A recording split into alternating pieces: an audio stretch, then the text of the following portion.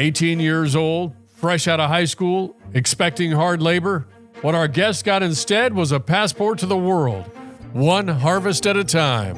Hi, I'm Justin Ennis. I am Senior Director of Winemaking for Joseph Phelps Vineyards in Sonoma County, and I'm responsible for our Sonoma Coast wines with the Freestone brand. I've been with Joseph Phelps Freestone for 20 years. What happened in your upbringing or things and said, I'm digging this wine thing? So for me, I was born and raised in Sonoma County. So wine and the vineyards and wineries was always around in the peripheral vision of my life. My grandfather on my dad's side was very much a wine lover and loved to have wine on the table. And so I was and then on my mother's side, they lived up in Healdsburg in the heart of Russian River. They had an old vineyard on their property, an old field planted vineyard from the early days. So it was always kind of around me. I never really considered it as a career until my stepfather, he was in the wine industry working for Kendall Jackson at a place called Hartford Court, or now it's called Hartford Family Winery. And he was in facilities and he was like, hey, look, you're out of high school. They pay really well. You can start as a harvest intern. You work these long hours, and you help make the wine.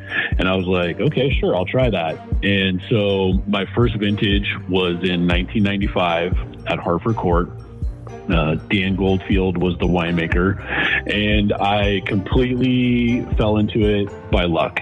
And that very first year, I was just totally in love with it. And what I was most attracted to, because I was only 18 years old, or I guess, as harvest went on, I turned 19, was all the people that I met from around the world. So that very first harvest, we worked with two gentlemen from Portugal, two guys from France, a woman from Australia.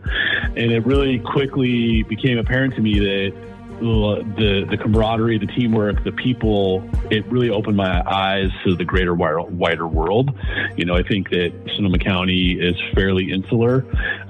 So it was eye-opening to me that I could do a job like harvest or winemaking and I could go see the world. And so that's essentially how I got into it. If you're working in the field, how are you coming in contact? How do you get from... Yes, we were hired as cellar interns or seller help. So we weren't working out in the actual vineyard itself. We were working within the winery, bringing, as fruit came in, to process it and put it into tank, to ferment it, to turn it into wine. I just happened to apply for the job. They need warm bodies. They teach you everything you need to learn, like power washing and cleaning. And it's not very glamorous, like the early work.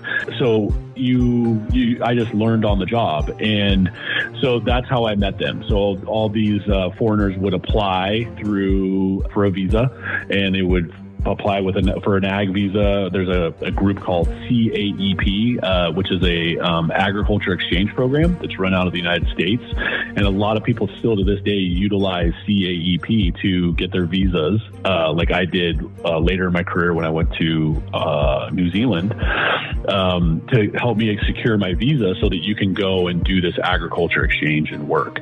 And so they were in the United States for that reason, to learn winemaking in the United States for a season, for a harvest. So we were cellar rats.